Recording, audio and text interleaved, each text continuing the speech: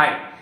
வீட்டிலேயே எப்படி இந்த மாதிரி உரம் தயாரிக்கலாம் அப்படிங்கிறத நம்ம வீடியோவில் பார்க்க போகிறோம். ஸோ இதுக்கு நான் எந்த ஒரு செலவுமே நான் செய்யலை. அண்ட் வீட்டில் இருக்கிற பொருள் வச்சு தான் இந்த உரம் நான் பண்ணியிருந்தேன். அண்ட் இதுக்கு பேட் ஸ்மெல் எதுவுமே வராது. ஸோ சிம்பிளாக எப்படி இந்த வீட்டில் இந்த உரம் தயாரிக்கலாம் அப்படிங்கிறதான் இந்த வீடியோவில் பார்க்க போகிறோம். இதை நீங்கள் ஸ்கிப் பண்ணாமல் பாருங்கள். ஸோ வீடியோக்குள்ளே போகலாம்.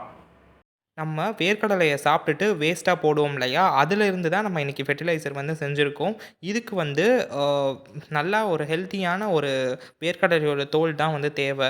பொதுவாகவே வேர்க்கடலை நம்ம 2 விதமாக சாப்பிடுவோம். ஒன்று பச்சையாக அப்படியே தோலை உரித்து சாப்பிடுவோம்.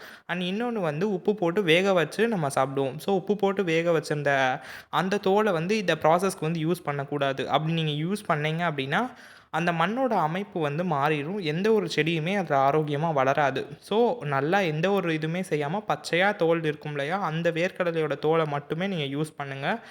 அதுக்கப்புறமா இதை நல்லா வெயிலில் நான் காய போடுறேன். எதனால் நம்ம வெயிலில் இந்த மாதிரி காய போடுறோம் அப்படின்னா, நம்ம இதை கன்ஃபார்ம் நம்ம சிறிய சின்ன தூளாக தான் நம்ம ஆக்க போகிறோம். ஸோ இந்த மாதிரி நம்ம வெயிலில் காய வைக்கிறதுனால டக்குனவே அறப்பட்டுரும். அதுக்கு தான் நம்ம வெயிலில் காய வைக்கிறோம். ஸோ அடுத்து எப்படி பண்ணலாம் அப்படிங்கிறத பார்ப்போம். மெயினாக இதில் இருக்கிற ஈரப்பதத்தை ரிமூவ் பண்ணுறதுக்கு தான் நம்ம வெயிலில் வைக்கிறோம். ஸோ இதை 2-3 நாள் ஃபுல்லாக வெயிலில் வச்சுருங்க. ஸோ அதனால் நல்லா ஈரப்பதம்லாம் அதிலருந்து போயிடும். நான் 1 வாரம் வச்சுருந்தேன். பிகாஸ் நான் இருக்கிற ஏரியாவில் நல்லா மழை பெஞ்சிட்டே இருந்ததுனால வெயில் எப்பப்போலாம் வருதோ அப்பப்போ மட்டும்தான் நான் வெளியே எடுத்து வச்சுருந்தேன். அதனால் கொஞ்சம் எனக்கு லேட் ஆயிடுச்சு.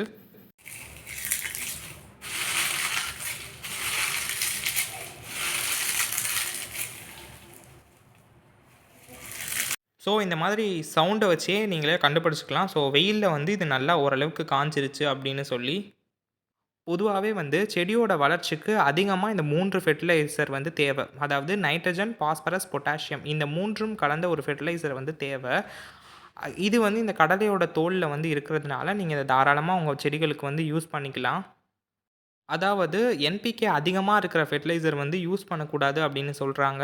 இதில் மைல்டாக இருக்கிறதுனால தாராளமாக நீங்கள் செடிகளுக்கு யூஸ் பண்ணிக்கலாம். எந்த ஒரு பிரச்சனையுமே கிடையாது இது யூஸ் பண்ணுறதுனால.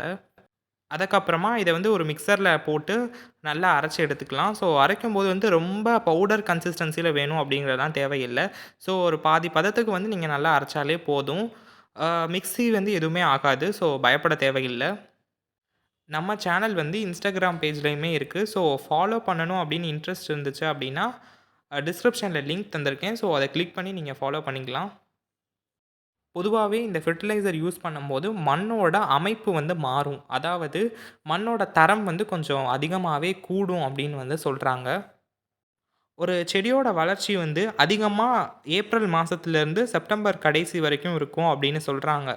ஸோ இந்த இடைப்பட்ட காலத்தில் இந்த மாதிரி ஃபெர்டிலைசர் யூஸ் பண்ணுறதுனால செடி ரொம்பவே ஆரோக்கியமாக இருக்கும். அட் த சேம் டைம் மண்ணோட வளமே ரொம்பவே நல்லாயிருக்கும். ஸோ நான் சொன்ன மாதிரி ஒரு பாதி பதத்துக்கு நல்லா அரைச்சி எடுத்துக்கோங்க. இதை 2 விதமாக யூஸ் பண்ணிக்கலாம். ஃபஸ்ட்டு ஒரு கப்பில் நல்லா தண்ணி எடுத்துக்கோங்க. ஃபுல்லாக தண்ணி நிரப்பிக்கோங்க.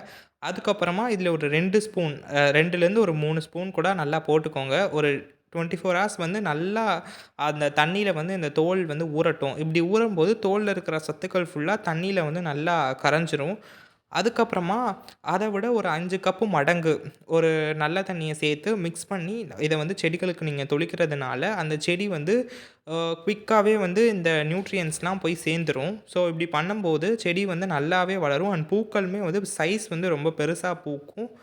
அண்ட் ஏதாவது செடிகளில் வேர் நோய் ஏதாவது இருந்தால் அப்படின்னா நல்லா குணமாகும். ஸோ இந்த மாதிரி நீங்கள் ட்ரை பண்ணலாம். அண்ட் இன்னொரு மெத்தட் அந்த செடியோட மண் நல்லா கிளறி விட்டுட்டு அதுக்கப்புறமா இதுக்கு மேலே இந்த ஃபெர்டிலைசர் நீங்கள் போடலாம். நல்லா சுற்றி எல்லா இடத்துலையுமே போடுங்க.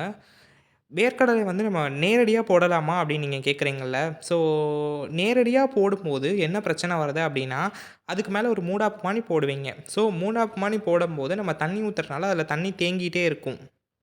அப்படி தேங்கும்போது அதில் தண்ணீர் அதிலேயே தங்குறதுனால நிறையா பூச்சிகள் வரதுக்கு வாய்ப்பு இருக்குது. ஸோ இந்த மாதிரி நீங்கள் வீட்டில் ட்ரை பண்ணி பாருங்கள். 15 நாளுக்கு ஒரு முறை இந்த பிளான்ட்ஸ்க்கு இந்த உரம் நீங்கள் கொடுக்கலாம்.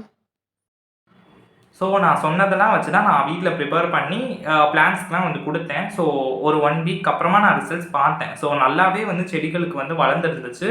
ஸோ இதே மாதிரி ரொம்ப வீடியோஸ் வந்து நம்ம சேனலில் நான் போட்டிருக்கேன். ஸோ உங்களுக்கு பிடிச்சிருந்துச்சு அப்படின்னா சப்ஸ்கிரைப் பண்ணிவிட்டு அந்த வீடியோ ஃபுல்லாக பாருங்கள் அண்ட் ஃப்ரெண்ட்ஸ்க்குமே வந்து ஷேர் பண்ணுங்கள். ஸோ இதே மாதிரி இன்னொரு ஒரு ஃபெர்டிலைசர் வந்து வீட்டில் எப்படி பண்ணலாம் அப்படிங்கிறதையும் நான் போடுறேன்.